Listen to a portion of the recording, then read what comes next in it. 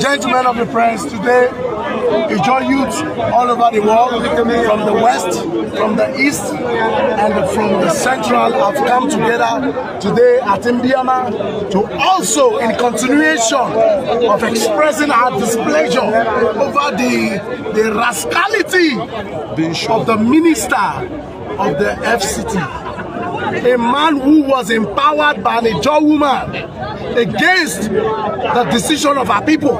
Till today, she is hated by our people because of our love for Wike. How has Wike treated then Mrs. Patient Jonathan? Did he respect her? No. Is he still loyal to Mrs. Jonathan? No. Why will he expect Fubara to lick his foot? Never.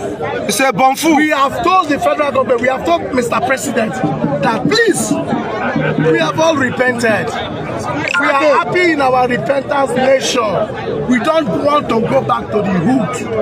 They should not push us to go back. We'll go back because to the if we go back, more Atakaboros will arise. More Tompolos will arise. More King Atekes will arise. More King more Bolons will arise. More shooter sides will arise. And more will arise. We will take over the dream of Nigeria and the well-being of the Federal Republic of Nigeria. That Mr. President, who we all voted for as a Southern president, to caution that power-drunk, ignoramus entity, ungrateful minister of the Federal Capital Territory. If the president refused to call him to order, whatever decision Ijaw people will take, Ijaws in Rivers, Ijaws in Akwa Ibom, Ijaws in Abia, Ijaws in Bayelsa, Ijaws in Delta, Ijaws in Edo, Ijaws in Ondo, even Ijaws in Lagos and diaspora, whatever decision they choose to take, it is no, we should not be held responsible. That's why we are call Wike to order before it is too late. Ijaw people are too strong. We are never cowards. Our fathers were not cowards. Our great-grandfathers were never cowards. Not us, not in our time. That a man with 3.5 local government in Rivers State will intimidate the fourth largest ethnic nationality in Nigeria. Today, we have done this. We don't know what will happen tomorrow. We can arrest. Begging that the president should resolve this matter and leave Fubara complete his constitutionally mandated elected tenure as governor of Rivers State. They should take this matter seriously. If they want to impeach, they should dig more graves in the cemeteries. Because they will have to kill all the Ijaw youths. We have granted no personal grant to every Johnson who is against Fubara.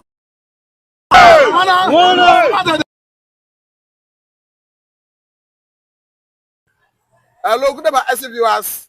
This is Southline Media. Mr. Ateke Tom, let's look at the illegality that happened yesterday concerning the declaration of state of emergency in Rivers State.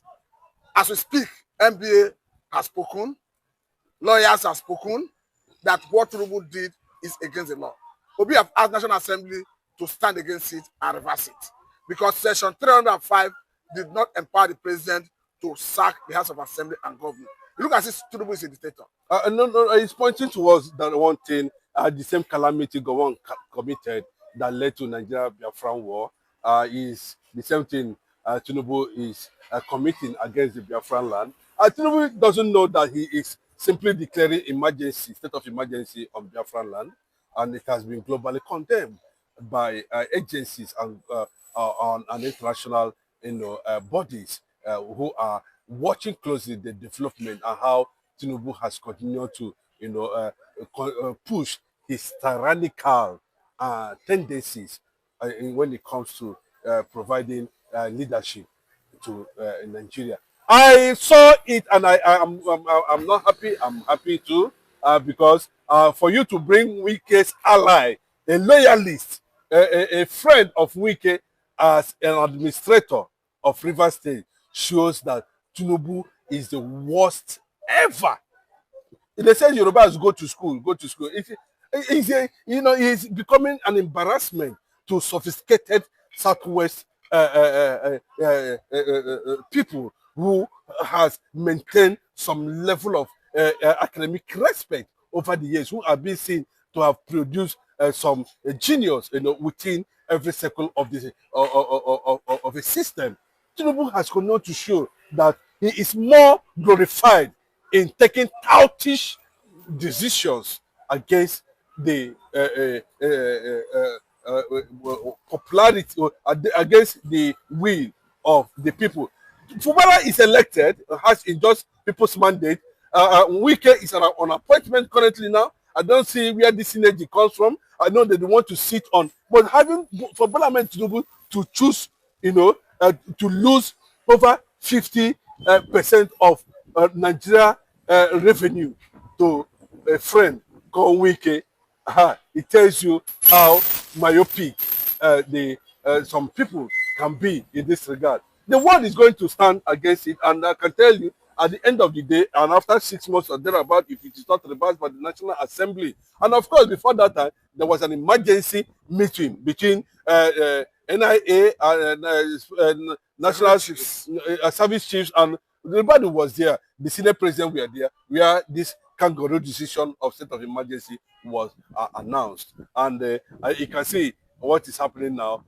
Where the major pipeline has been blown off, and a lot of things are already happening, and we are expecting a major reaction from the Ijaw community, the nation, in that respect. Wike will lose. Tinubu will also lose in this regard, and the fight might, speak more than what we are seeing today, to understand that, of course, the Northerners are already afraid that the Biafran Igbos might, catch on this, and of course, it is a serious signal to Asari Dokubo, who campaigned for Bola Tinubu, who went everywhere, even using threatening Igbo nation. Now, where is Asari Dokubo? They are also waiting for the Igbo to come and defend them at the end of the day. Now, that's what is going to happen. We understand that this is not the first time a president will be declaring state of emergency. We had in the past where Obasanjo did it and sacked President just the same way Tinubu is doing it.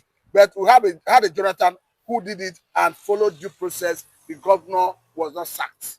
And as we speak, do you foresee a Fubara challenging this in court? He can go to court. Of course, he can go to court. But I can tell you the suspension aspect of it is where a lot of people are having reservations. Why would you declare state of emergency and still went as far as suspending the government? But let me bring this angle, Mr. Chinedu Michael. Ruben Abati said Tinubu have been committed impeachable offense and he should be impeached. Of course, now, Tinubu has been committing impeachable offense, because... No, he said by taking away the power of legislation of the Rivers State House of Assembly and giving Federal Executive Council the power to legislate for Rivers. That's what I'm saying, that Tinubu has been committing impeachable offense. This is not the first time, this is not the second time, this is not the third time.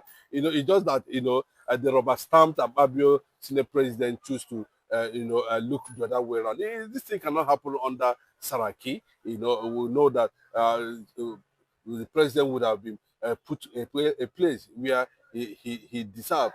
When somebody is incapacitated, Tinubu is incapacitated in terms of providing leadership for Nigeria, and that one alone is an impeachable offense.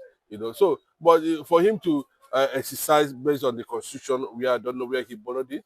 He can declare a state of emergency, but has it come to the level of declaring state of emergency, knowing fully well that there are certain things that would have happened or can be seen happen before the president is a sign of a failed system. It's a sign of incompetence. It's a sign of weak leadership.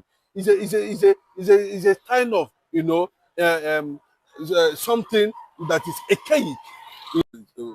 The president would have been put a place where he deserved. When somebody is incapacitated, Tinubu is incapacitated in terms of providing leadership for Nigeria, and that one alone is an impeachable offense. So, but for him to exercise based on the constitution, I don't know where he borrowed it. He can declare a state of emergency, but has it come to the level of declaring state of emergency, knowing fully well that there are certain things that would have happened or can be seen happen before the president is a sign of a failed system. It's a sign of incompetence. It's a sign of weak leadership. It's a sign of something that is archaic. You know, so it is. Tinubu does not know that these actions he has been taking, that it's been what and it's bringing Nigeria down on daily basis. Well, so a lot of people are already praying that possibly this can lead to final disintegration of Nigeria. Now, Yeah. lastly on this, because the judge have asked Tinubu to choose between Wike and the John Nation. We understand that as we speak, someone like Asari Dokubo, who of course is an Ijaw man, though an Igbo man who later became an Ijaw man, have said that the way it stands, that the judges are going to form alliance with the North against Tinubu. He's a very myopic person. Asari Dokubo is no longer relevant. He has been tailored. His brain is not working again because he doesn't know what he's doing. When he was busy campaigning Bola Ahmed Tinubu up and down, he doesn't know what he's saying. And forming an alliance with the North are also pioneering the destruction of the Niger Delta. Shame on Asari Dokubo, on the rest of them. But generally speaking, what does it portend for the relationship between? Bros, that's why not Asari Dokubo this time around. Yes. What does it portend for the relationship between the John Nation and Tinubu? What the portend is that just like they have opened the room for people to investigate who are truly the Ijaws, who are the Ijaws, who are the Ijaws, what are the components? And of course, what are the components that made up Ijaws? Who are the Ijaws? Can we understand? Asari Dokubo came out. That's what I'm saying. Who are the Ijaws? When they said Ijaws are minority of the minority, so a former governor said it. Wike said it. The minority of the few Ijaws can only be found to be very significant in Bayelsa State. That's what Wike said. That without the Igbos, there's no Ijaws. That's what Wike said. But unfortunately, I look at Asari Dokubo. He does not. Asari Dokubo has lost the moral right to stand up and mention anything or relationship between Ijaw and rubbish. They want to see a fresh, strong-minded people, emerge from the Ijaw community, ISIS, to negotiate with the Igbos concerning the future of the Ijaw nation. I must say.